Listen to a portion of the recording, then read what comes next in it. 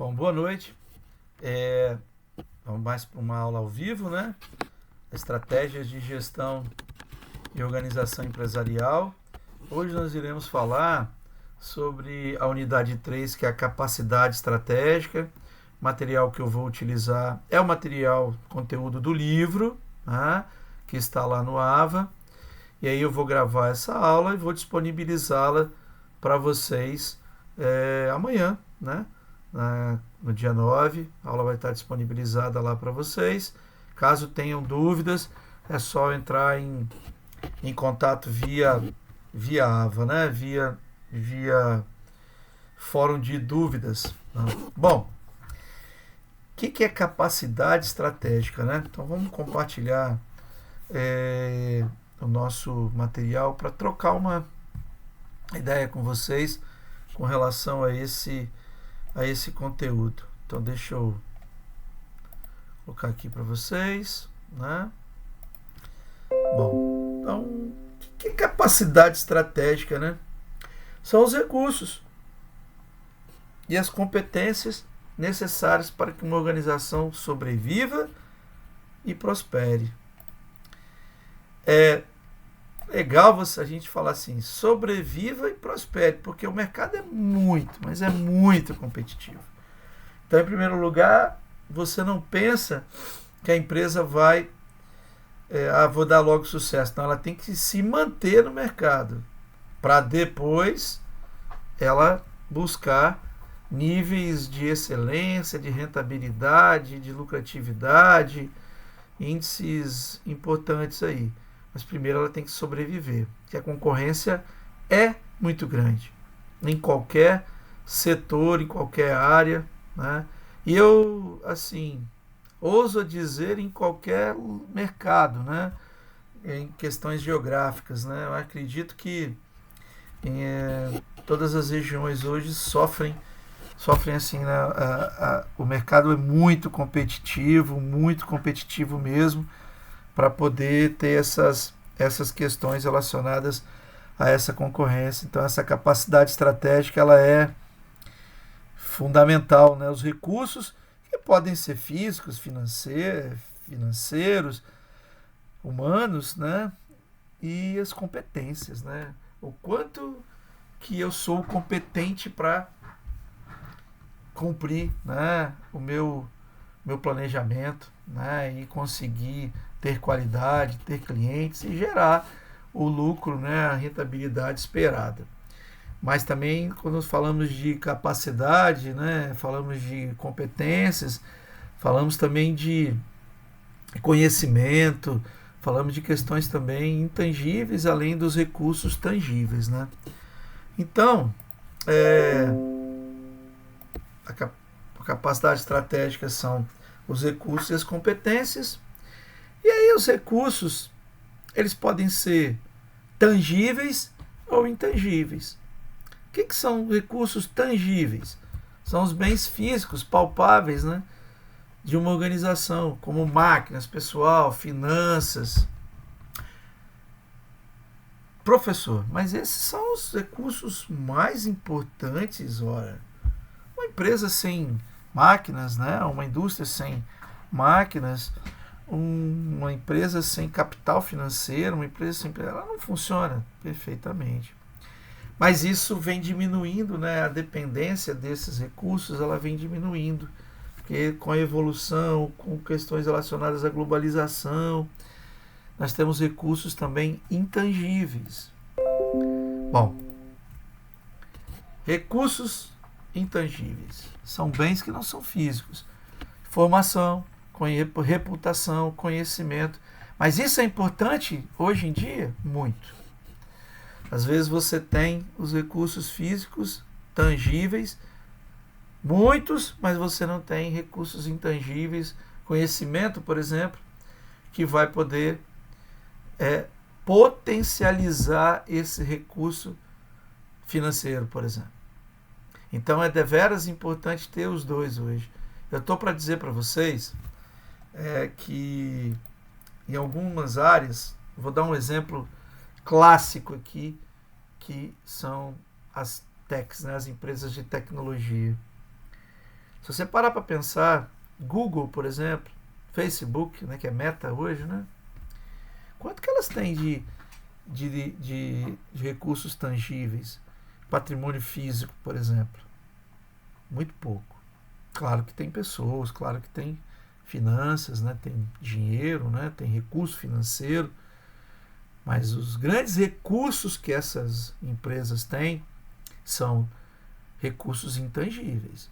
Conhecimento, informação, dados que geram informação, que gera conhecimento, que gera inteligência e que gera reputação. Então essas empresas não têm tanto patrimônio físico assim. Elas têm recursos intangíveis. Então, no mundo atual, nesse mundo da gestão, da organização empresarial, hoje, qualquer empresa, eu falo de uma propriedade rural, eu falo de um hospital, de um hotel, de uma instituição de ensino, além dos recursos tangíveis, tem que haver os recursos intangíveis. E eles são muito importantes, que eu potencializo o uso com maior produtividade, eu uso com menos custo, eu gero mais lucro através da utilização com conhecimento, com informação desses recursos tangíveis. Então, os nossos autores, né, que eu esqueci de dizer aqui, né, que é o Gary Johnson, o Kevin Scholes e o Richard Whittington, eles falam muito dessa questão dos recursos tangíveis e intangíveis, né? Veja, capital intelectual, mas é muito importante. Eu vou até ler aqui porque eu acho isso muito bacana. Capital intelectual como um recurso intangível, né? Um recurso intangível que inclui patente, marcas comerciais, sistema de negócios e bases de dados sobre clientes, CRM, por exemplo. Uma indicação do valor de tais itens se mostra quando os negócios são vendidos e parte do seu valor é a reputação da empresa, né? Numa economia baseada em conhecimento, capital intelectual deve ser um bem importante de muitas organizações. E aí vai, né, de encontro naquilo que eu estava falando do Google, da Meta, né, do Facebook e as outras empresas aí também. Mas isso não é só para essas techs, né? Também para empresas de outros ramos que vão usar esse capital intelectual. O que a gente faz aqui na instituição de ensino é tentar formar esse capital intelectual para que vocês levem esse capital para as empresas. Ou vocês acham que as empresas estão interessadas na formação intelectual de vocês por acaso? Não, é porque pessoas que discutem isso, que estudam gestão, que estudam engenharia, que estudam medicina, que isso tudo traz competências, traz melhores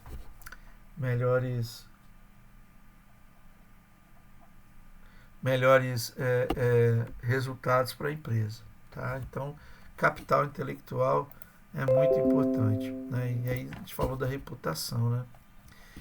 Então tem aqui uma figura que diz assim, ó, recursos, competências, capacidades iniciais, capacidades para vantagem competitiva, né? Então, recursos iniciais tangíveis e intangíveis em relação a capacidades,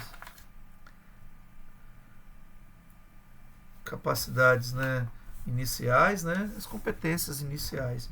E para eu ter vantagem competitiva, para eu ser melhor do que o meu concorrente, né?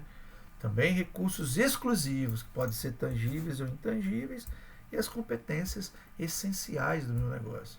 Não as iniciais, as que são essenciais, as que eu não consigo não ter. Então, por exemplo, eu vou falar do Uber, né? Uma realidade, né, para nós que trabalha essas questões, né, de recursos tangíveis e intangíveis. O Uber consegue ter uma imensa frota de veículos sem possuir um veículo. Sem... Como assim, né? Através da inteligência, através dos recursos intangíveis, através do conhecimento, né? Da sua rede e do seu sistema, né? Que é muito importante, ela consegue ter vários, inúmeros, né? A mesma coisa o iFood. Então eu estou falando, né, dessas empresas assim que nasceram tech, né? E que vão cada vez mais buscando esses recursos que não são só tangíveis, né? Eu me apresentei já para vocês, né? E eu trabalhei 18 anos da minha vida em banco. Comecei na década de 80, saí na década de 2000, no início da década de 2000, 2003. Então eu comecei em 85, saí em 2003.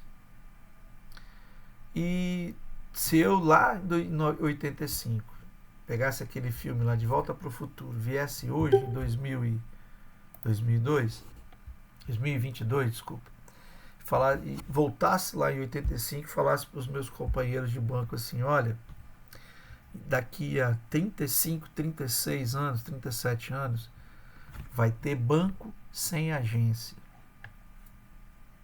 Eles iam bater. Eu ia apanhar muito, porque não era possível, com a tecnologia que nós tínhamos em 1985, imaginarmos isso. E hoje nós temos chamadas fintechs, né?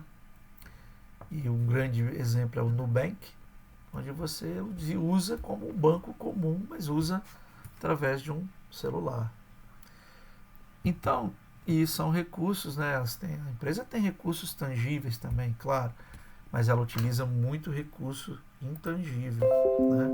Para poder, né, desenvolver a sua estratégia. E o que são competências? Competências são as habilidades e capacidades por meio das quais os recursos são disponibilizados de forma eficaz por meio de atividades e dos processos de uma organização. Então, veja bem, o McDonald's, por exemplo, tem uma competência relacionada, por exemplo, à rapidez de como ele monta um sanduíche. Ele faz um sanduíche. É muito rápido.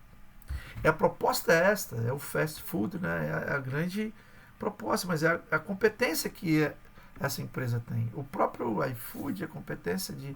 né, o próprio Magalu, por exemplo, nós aqui no Espírito Santo nós não temos loja física da Magalu, mas ela investe num centro de distribuição aqui, grande, porque ela está vendo que uma competência dela era vender via e-commerce, que é algo novo, mas que tem que ter também competência logística, para ela poder ter uma vantagem com relação aos seus concorrentes, um diferencial competitivo.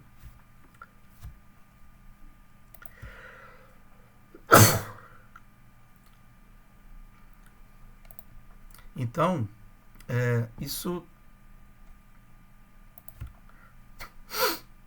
é importante, né? Você ter esse diferencial competitivo a partir das competências. E essas competências, elas são importantes, né? Muito importantes. E eu tenho classificação, né, das competências, das capacidades iniciais, né? Tem a ver com as competências, né? E aí as capacidades iniciais, iniciar o meu negócio, né, são aquelas essenciais, né, para que essa organização atender às exigências necessárias para competir naquele mercado. Então, para eu começar no meu mercado, eu preciso ter algumas capacidades iniciais. Eu trabalho muito também com empreendedorismo, além de ser professor de ensino superior. Eu sou também professor de ensino médio e trabalho numa instituição técnica aqui no Espírito Santo. Ensino médio profissionalizante, né? Ensino profissionalizante, profissional, ensino técnico. E eu trabalho numa incubadora de empresas, né? Onde nós encontramos empresas que estão começando, né? E essas empresas que estão começando, elas precisam ter um mínimo de capacidade inicial, seja financeira, seja tecnológica, seja de estrutura, de tecnologia, de estrutura física, porque senão ela não começa. Porque ela não quer competir no mercado. Nós não estamos no vácuo, né? Nós estamos num mercado competitivo, e esse mercado competitivo ele requer estrutura e requer competências também e conhecimento também, né? Então, recursos tangíveis e intangíveis, né? Não é só grana, só pessoas e tal. O conhecimento também ajuda, mas ele tem que ter. Eu vejo muito esses empreendedores tendo às vezes conhecimento, às vezes não tem estrutura, às vezes o contrário, mas dependendo de onde eles vão entrar, você tem um balanceamento dessas capacidades iniciais aí, né? E eu tenho também alguns, por exemplo, tem 2 desafios na identificação e na gestão, na administração dessas capacidades iniciais. Os níveis iniciais de capacidade irão mudar enquanto mudam os fatores decisivos de sucesso, quando muda o negócio, quando muda a tecnologia, né? Por exemplo, está dizendo aqui no nosso material, eu quero que vocês acompanhem, que vocês busquem lá, né? Como é que era a logística e a tecnologia da informação lá quando eu comecei em 85, por exemplo. Completamente diferente do que é hoje, né? Tenha dúvida disso. Completamente diferente do que era, né? Então hoje logística e TI é uma combinação fantástica que permite que as empresas tenham e-commerce, por exemplo, e delivery, coisa que não era uma coisa importante lá atrás. E o segundo desafio é o equilíbrio de forças, que talvez seja necessário para alcançar a capacidade inicial solicitada para diferentes tipos de consumidores. Perigo é que uma organização não seja capaz de alcançar as capacidades iniciais necessárias a cada segmento, né? Então eu tenho aqui capacidade estratégica, recursos iniciais, competências iniciais, recursos inclusivos, competências essenciais, fazendo aqui um paradoxo com o atletismo. Gostaria que vocês olhassem isso aí, que é importante, interessante, né? Recursos exclusivos. Gary Hamel e o C.K. Prahalad, 2 grandes autores, infelizmente o Prahalad já é falecido, o Hamel é vivo ainda. Eles falaram, né, de competência essencial, né? Eles falaram recursos exclusivos, só aquela organização tem, né? São aqueles que sustentam decisivamente a vantagem competitiva e que outros não podem imitar ou obter. Só aquela empresa tem. Pode ser copiado mais para frente, mas no início sim, exclusivamente aquela empresa tem, né? E as competências essenciais, segundo eles, competências essenciais são as habilidades e capacidades pelas quais os recursos são disponibilizados por meio das atividades dos processos de uma organização, como alcançar a vantagem competitiva de modo que essa não possa ser imitada ou copiada por outros. Isso é um pouco questionável, tá, pessoal? Porque hoje em dia o mercado é muito dinâmico. Então eu vou dar o exemplo de novo do Uber. E nós temos uma empresa no Brasil chamada 99, que era nacional, né? De capital nacional, era uma startup que foi comprada pelo grupo Didi, que é um grupo chinês. Foi comprada por mais de R$1 bilhão. Ela era um unicórnio, né? Toda startup que chega no valor de R$1 bilhão, ela é chamada de unicórnio. E a 99 compete, né? As pessoas, às vezes, algumas pessoas aqui em Vitória falam que é diferente, tal, tudo bem, mas o conceito é muito parecido não, é igual ao da Uber. Talvez a vantagem competitiva seja muito próxima. Mesma coisa do iFood, o Rappi, né? Uber Eats. Então, claro, tem as diferenças, mas a competência essencial ela vem sendo imitada mesmo, né? A vantagem competitiva ela não é mais totalmente sustentável. Ela dura um tempo e depois talvez o seu concorrente com alta capacidade consiga igualar ou até às vezes superar a sua vantagem competitiva. Isso por conta de investimentos em conhecimento, de investimentos em tecnologia, né? Então a gente tem hoje, a competição é muito forte, né? A competição hoje é muita pressão para ter o cliente, conquistar o cliente, manter o cliente, né? Conquistar o cliente é muito difícil, né? Agora, mais difícil é manter esse cliente. Fidelizar o cliente é uma coisa que vem se discutindo há muito tempo. Eu vejo que em alguns segmentos isso não é, às vezes, tão forte. Em outros, sim. Mas em outros, não. Sabe? Aqueles segmentos de bens duráveis, né, de um consumo mais lento, automóveis, eletrodomésticos e tal, tem uma tendência, sim, talvez de fidelização. Mas aqueles produtos com giro mais rápido, consumo, né, muito rápido, às vezes você não tem essa... Claro que pode acontecer, é óbvio que isso acontece, mas talvez não tanto quanto em produtos mais duráveis, né? Então a gente percebe, por exemplo, no supermercado, às vezes alguns produtos eles são sensíveis a preço, os alimentos, né? Então você, por exemplo, uma marca de manteiga e tal, de margarina, e você vai no mais barato, muitas vezes, né? Claro que tem aquelas que você insiste em ter, que você tem aquele padrão, que você tem você tenha gosta, né? Você percebe qualidade e você não abre mão. Mas tem outros produtos que são muito sensíveis a preço e que você vai comprar o que for mais barato. Então isso impacta nos seus recursos, nas suas capacidades e nas suas competências, né? E aí tem uma coisa assim que é importante a gente frisar o seguinte: vocês já conhecem, né?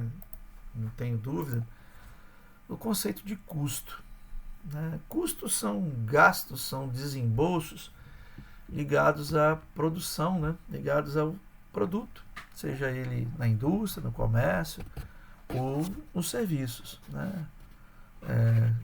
Dos comércios, produzir na indústria, comercializar e prestar serviço, quanto que os ligados diretamente a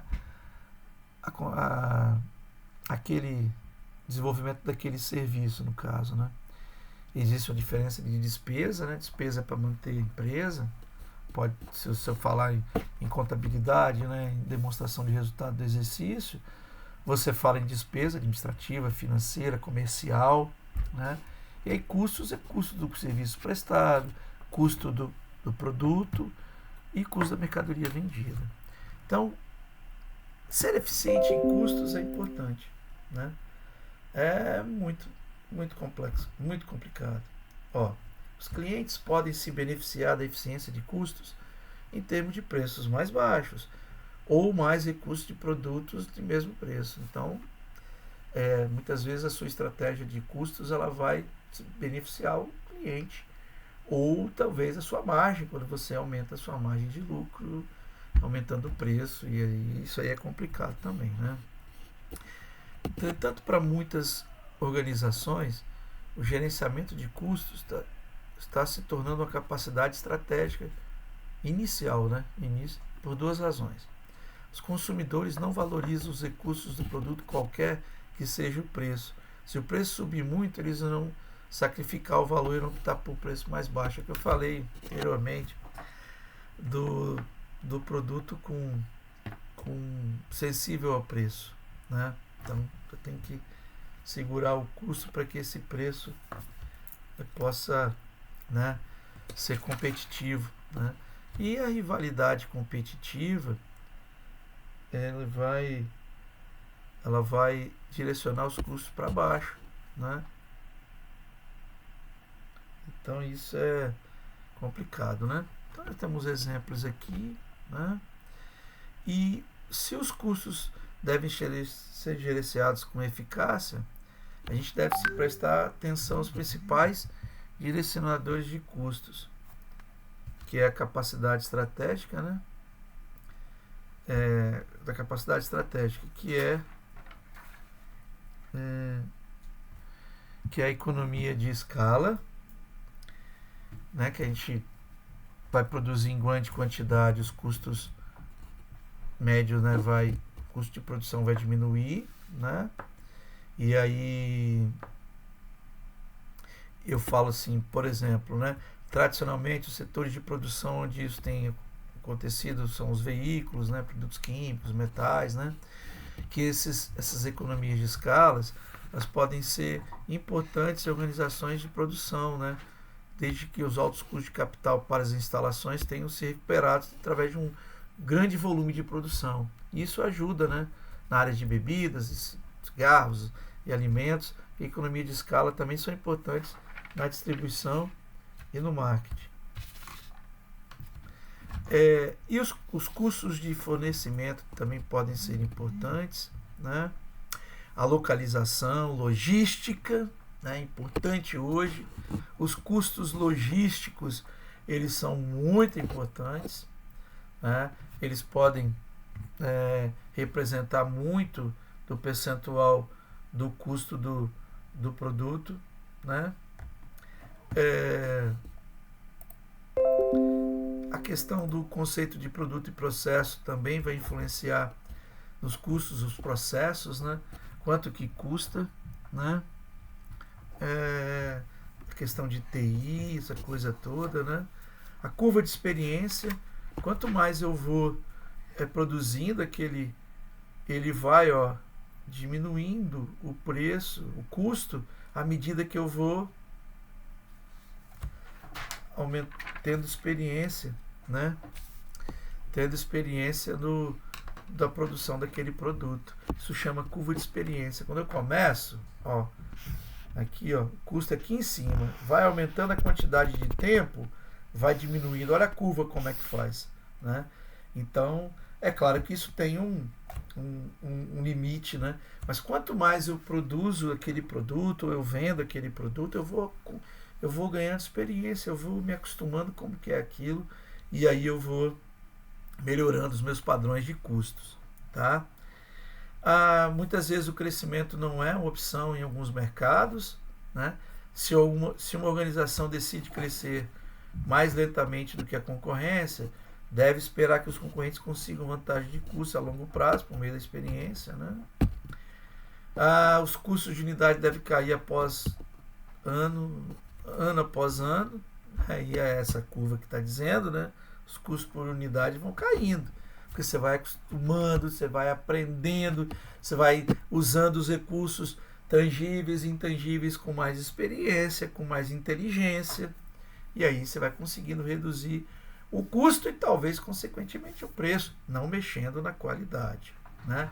Uma coisa legal também é a vantagem do pioneiro, também é importante, ser o pioneiro naquele setor, né? E isso faz com que você possa ter lá na frente a sua vantagem competitiva, que é muito importante na gestão da organização. Bom, então eu gostaria de... isso que eu gostaria de falar com vocês da capacidade estratégica. Ela vai influenciar muito na tomada de decisão da sua empresa, da sua organização. Independente do setor, pessoal, isso aí também pode ser no setor agrícola, no setor comercial, na indústria, na prestação de serviços. Isso aí muda às vezes um pouco aqui e ali, mas no seu bojo, na gestão, é dessa maneira que a gente trabalha a questão estratégica, né? Então, gostaria de agradecer. Essa aula vai estar disponível para vocês. E até a próxima. Obrigado e até mais.